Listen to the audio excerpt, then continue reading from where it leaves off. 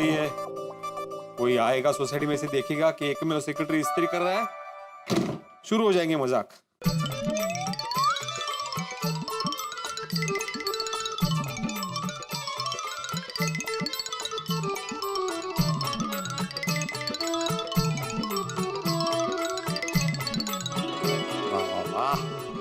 मस्ता, क्या बात है। दो साड़ी इस्त्री हो गई, कम से कम 50 रुपए की बचत की आत्माराम। शाबाश शाबाश, क्या बात है, वाह।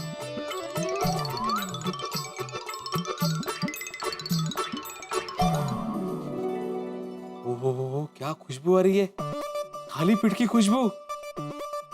लगता है आज साड़ी इस्त्री करने का मुझे माधवी इनाम देने वाली है। क्या बात है, मजा आएगा, वाह। Thank you Madhavi, thank you. किस लिए? मुझे पता था। क्या पता था? यही कि मैंने तुम्हारी साड़ियों को इस्त्री करके कम से कम 50 रुपए की बचत तो की है और इसका इनाम मुझे जरूर मिलेगा। लेकिन इतना बड़ा इनाम मिलेगा ये नहीं पता था। इसमें थाली पीठ है ना, लेकिन तुम ये डब्बे में क्यों लेके आई, प्लेट में लेके आती है ना। चलो कोई बात नहीं। हाँ, मक्खन है ना, इसमें डाला है ना मक्खन। ये आपके लिए नहीं है। क्यों?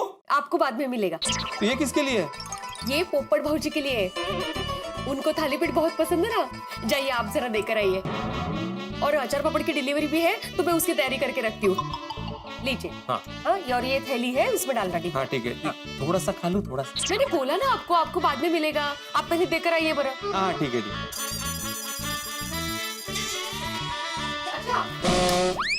मैं पोपट भाऊजी को पूछने वाली हूँ कि डिब्बे में मैंने 5 थाली पीठ दिए हैं, तो पूरे के पूरे 5 मिले ना आपको?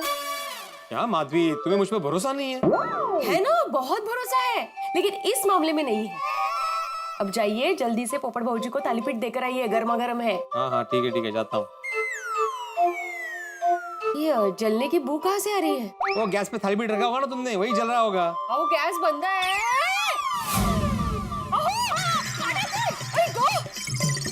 साड़ी।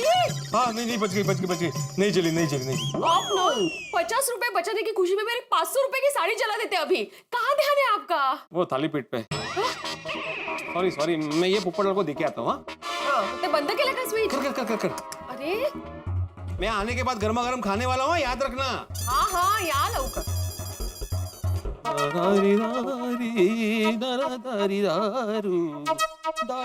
गुड मॉर्निंग बेटा अंकल। गुड मॉर्निंग गोया।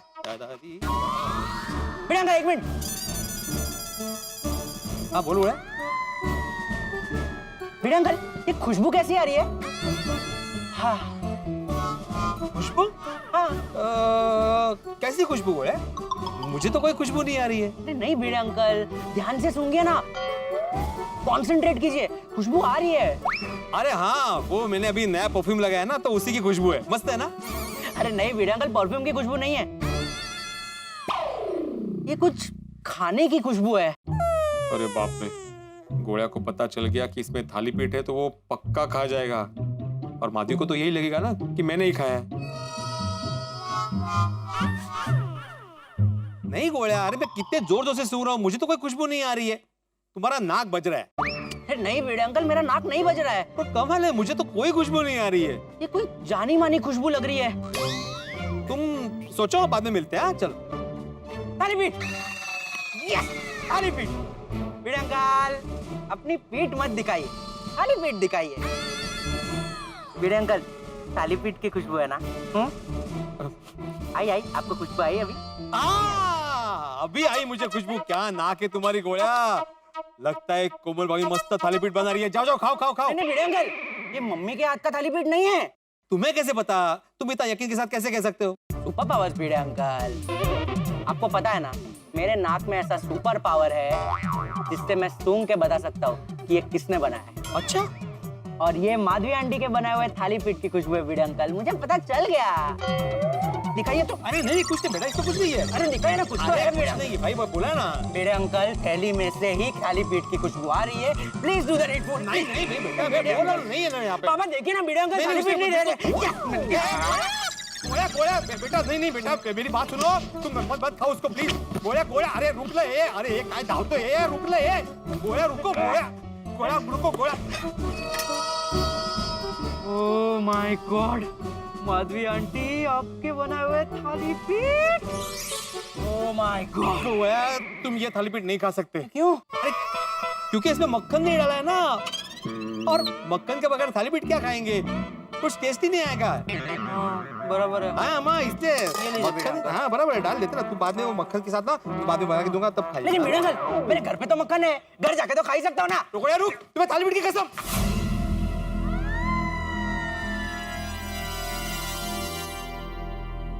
बोलिया, ये थाली पीठ सिर्फ थाली पीठ नहीं है,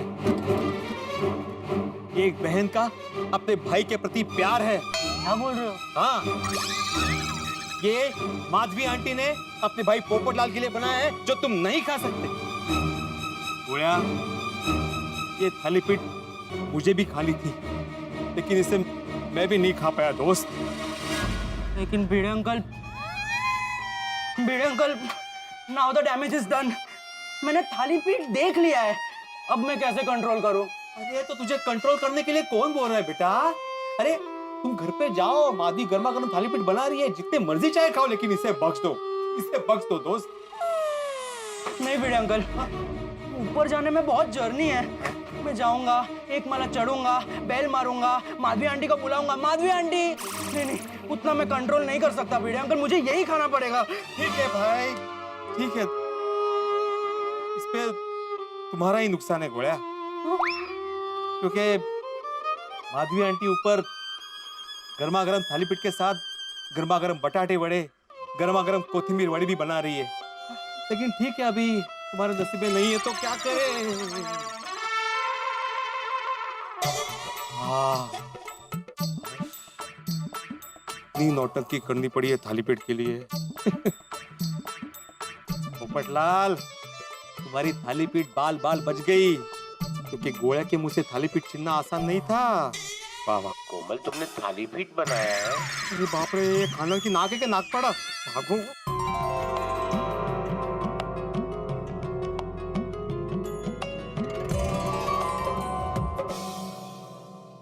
चलो कहाँ से शुरुआत करूं? सबसे पहले आसिफ भाई को फोन करता हूँ। आसिफ भाई ने मुझे वादा किया था कि मेरे लिए योग्य सुकन्या ढूंढेंगे। क्या डायलॉग है! अरे वाह, ये हमारी जो नई स्टोरी है ना, वो सुपर हिट होने वाली है। देखो सुनाता हूँ। शादी इलेक्ट्रिक करंट की तरह होती है, सही जुड़ जाए तो सारा जीवन रोशन, और अगर गलत जगह जुड़ जाए तो बस झटके ही झटके, जीवन भर झटके। क्या बात है, क्या बात है।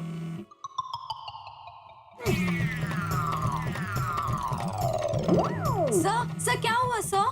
नहीं नहीं, फोन वाइब्रेटर पे है। कभी कभी कुछ फोन आते हैं ना तो झटके लगते हैं। हाँ, तो तुम बाद में आओ, हम लोग बात करते हैं। हे भगवान, क्या जवाब दूं? ये पोपटलाल का फोन आ गया, पक्का शादी के लिए पूछेगा।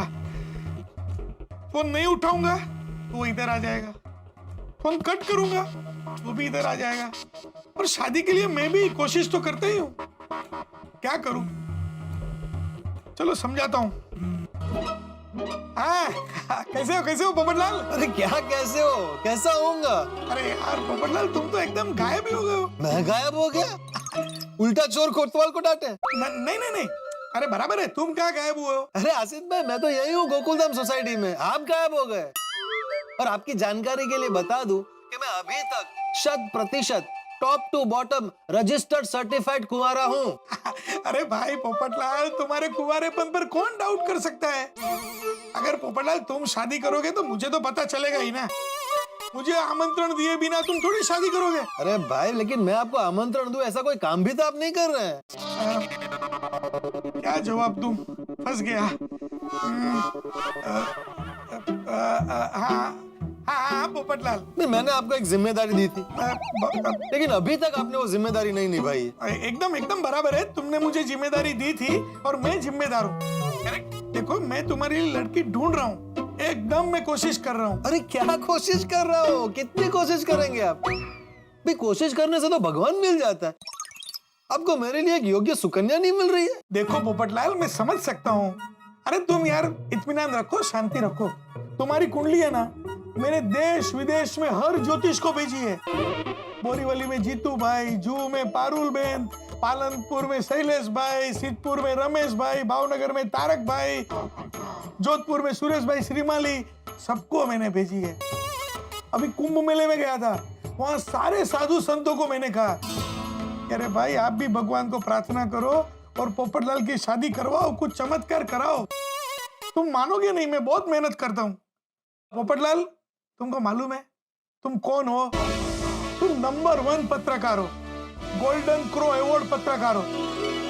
तुम्हारे लिए मैं कोई ऐसी लड़की नहीं ढूंढ सकता हूँ, कोई उचित कन्या में ढूंढ रहा हूँ। तुम्हारे ग्रह थोड़े भारी है, थोड़े शनि राहु मंगल सब पाप ग्रह सब ऐसे दृष्टि करके बैठे हैं कि मौका आता है और अटक जाता है।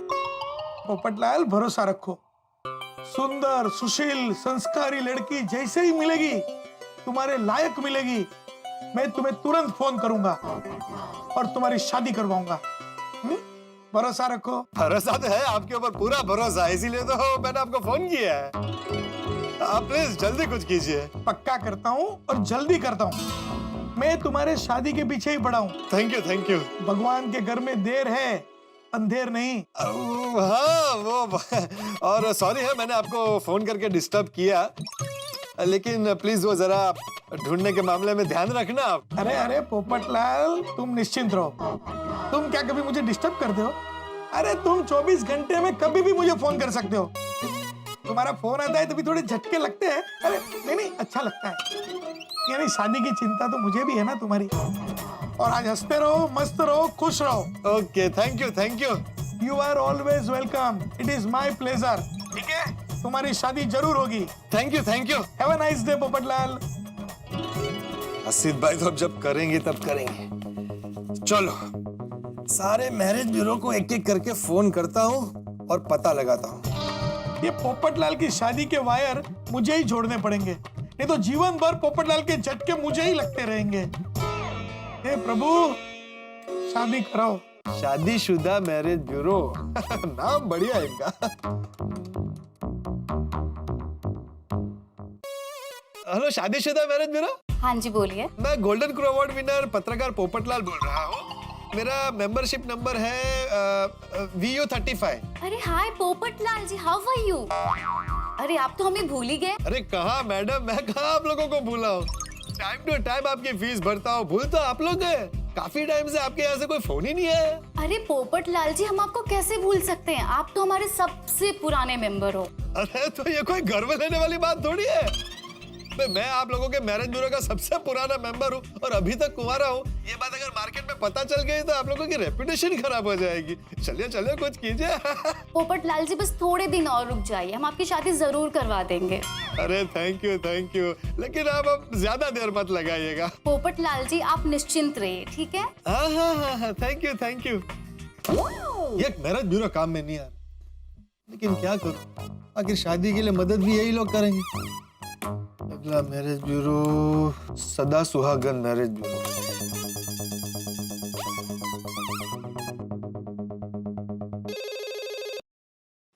हेलो सदा सुहागन मैरिज ब्यूरो। हाँ बोलिए पोपटलाल जी। आपने मेरी आवाज कैसे पहचानी? सर आपकी आवाज को तो पूरा ऑफिस पहचानता है। अरे तो पूरा स्टाफ पहचानता है तो कोई कुछ कर क्यों नहीं रहा है? देखिए मैं हर साल टाइम टू टाइम आपकी फीस भरता हूँ कि नहीं, तो लेकिन आपके यहाँ से मुझे कोई फोन ही नहीं आते। क्या करे पोपटलाल जी, आप इतने ज्यादा योग्य हैं कि आपकी योग्य कोई लड़की मिलती ही नहीं। ओह अच्छा, तो ऐसा है तो मैं अपनी योग्यता कम करने को भी तैयार हूँ। आप सिर्फ मेरे लिए रिश्ता ढूंढिए। हमारी कोशिश जारी है पोपटलाल जी। कोशिश नहीं, कोशिश तो सभी कर रहे हैं, अब मुझे परिणाम चाहिए।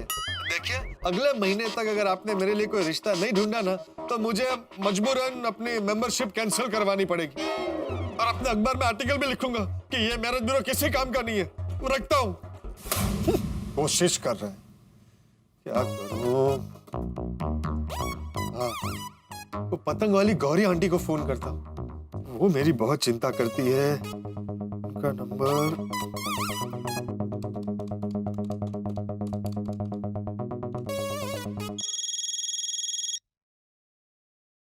अब पोपटलाल जी क्या हाल है? अरे हाल बेहाल है गौरी आंटी। फिर से हवा में कोई पतंग उड़ाइए, किसी न किसी के हाथ लग जाएगी और आपको पत्नी मिल जाएगी। अरे मजाक मत कीजिए, और देखिए अब आप हंसिए भी मत। जल्द से जल्द मेरे लिए कोई रिश्ता ढूंढिए। मैंने तो आपके लिए परफेक्ट लड़की ढूंढी थी, क्या? तो कहाँ है, मिलवाइए। लेकिन एक समस्या हो गई पोपटलाल जी। क्या? जैसे प्रियंका चोपड़ा ने एक विदेशी लड़के से शादी की है, इस लड़की को भी एक विदेशी लड़के से शादी करनी थी। अरे तो उसे समझाइए कि हमारे देश के कुंवारे युवक किसी विदेशी से कम नहीं है। जानती हूँ पोपटलाल जी, लेकिन इस लड़की को कौन समझाए? मेरी खोज अभी भी जारी है। जिंदगी भर आपकी पतंग को पकड़ने वाली जल्दी मिल जाएगी। देखिए प्लीज कुछ कीजिए। देखिए मेरी इच्छा है कि अगली संक्रांत पर मिस्टर एंड मिसेस पोपटलाल साथ में पतंग उड़ाएं। हाँ हाँ पोपटलाल जी, मेरा वादा है, ऐसा ही होगा। Thank you thank you. अरे कौन है? अरे मैं हूँ, आत्माराम तुकाराम भिड़े, गोकुलधाम अरे आजा भाई, आजा आजा आजा आजा। क्या है तू इतना क्या बेल बजा रहा है? अरे कमाल है, एक बार बेल बजाने के बाद अगर दरवाजा नहीं खुला तो बाहर खड़ा हुआ आदमी बार बार बेल बजाएगा ना। अरे भाई, जो आदमी अंदर रहता है वो बिजी हो सकता है, काम में आने में टाइम लग सकता है, पर तुझे पता है बार बार बेल बजाने से मानसिक संताप होता है और बिजली का बिल बढ़ता है। ठीक है भाई, ठीक है, सॉरी पोपटलाल, ठीक है। अगली बार से बेल नहीं बजाऊंगा, हल्के से नॉक करूंगा। लेकिन तुम इतने चिड़चिड़े क्यों हो? अरे ये देख, चिड़चिड़ा नहीं हो तो और क्या हो? शुभ विवाह मैरिज ब्यूरो, सदा सुहागन मैरिज। अरे ये तो सब मैरिज ब्यूरो की लिस्ट है, और इनके आगे ये क्रॉस क्यों लगा हुआ है? मेंबरशिप एक्सपायर हो गई क्या? अरे कोई एक्सपायर नहीं हुई भाई, सारी मेंबरशिप वैसी की वैसी है। हर साल टाइम पर फीस भरता हूँ, लेकिन आज तक एक भी मैरिज ब्यूरो काम में नहीं आया। क्यों, मैरिज ब्यूरो से फोन नहीं आते? आते हैं ना, हर साल आते हैं रिन्यूअल के टाइम पर कि पोपटलाल जी आपकी मेंबरशिप एक्सपायर होने वाली है, फीस भर दीजिए।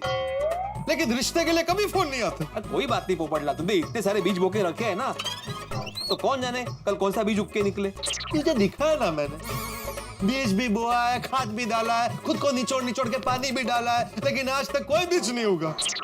दिल छोटा मत करो पोपटलाल, सब अच्छा ही होगा। फिलहाल ये सब भूल जाओ। देखो माधवी ने तुम्हारे लिए मस्त की थाली पीठ भेजी है गर्मा गर्म, बैठो बैठो बैठो, वो खाओ। ये देखो। सच में मेरी बहनों के अलावा इस दुनिया में किसी को मेरी चिंता नहीं। नहीं नहीं, ऐसी बात नहीं पोपटलाल, और भविष्य किसने देखा है भाई? हो सकता है कि अभी तुम्हारी फोन की घंटी बजे और किसी मैरिज ब्यूरो से फोन आ जाए। सत्य देखो, हो सकता है मैरिज ब्यूरो से फोन होगा। उठाओ उठाओ उठाओ, स्पीकर पे रखो। हेलो पोपटलाल जी, जी बोल रहा हूँ। हाँ बोलिए बोलिए। आपके लिए एक बहुत ही अच्छी खबर है। क्या? दिल थाम के सुनिएगा। अरे मैं तो सालों से दिल थाम के बैठा हूँ, आप बताइए। बता दूं? हाँ हाँ बताइए ना, मुझे सस्पेंस में कोई इंटरेस्ट नहीं है। आपसे मिलने के लिए दो लड़कियों ने इंटरेस्ट दिखाया है। क्या? क्या बात है पोपटलाल, दो लड़कियों ने? अरे वाह, तो बताइए क्या आपके मुंह में घी शक्कर और दुनिया में जितनी सारी मिठाइयां हैं सब? तो पोपटलाल की दुनिया भी बड़ी अजीब और बड़ी कमाल की है। उसकी दुनिया में थोड़े थोड़े अंतराल के बाद बड़ा हसीन, बड़ा रंगीन और बड़ा गुलाबी मौका आता है। पोपटलाल को लगता है इस बार बात बन जाएगी, वो अपनी शादी होते हुए देखता है। मेरी मुस्कुराहट पे मत जाइए, मैं बड़ा दुखी होके कह रहा हूँ कि अफसोस, हर बार पोपटलाल का दिल टूट जाता है, बात बनती नहीं। लेकिन इस बार पोपटलाल को लग रहा है कि बात बन रही है, बात बनेगी। और सच बताऊं, मुझे भी लग रहा है कि बात बनेगी। वरना देखिए, सामान्य तौर पर ऐसा नहीं होता कि लड़के से मिलने के लिए दो लड़कियां एक साथ रुचि जाहिर करें। इस बार ऐसा हुआ है, दो लड़कियां एक साथ उन्होंने इंटरेस्ट जाहिर किया है पोपटलाल से मिलने के लिए। तो आपको क्या लगता है, बात बनेगी या फिर से मौका हाथ से निकल जाएगा? भाई ये तभी पता चलेगा जब आप देखेंगे तारक मेहता का उल्टा चश्मा। देखते रहिए, हंसते रहिए।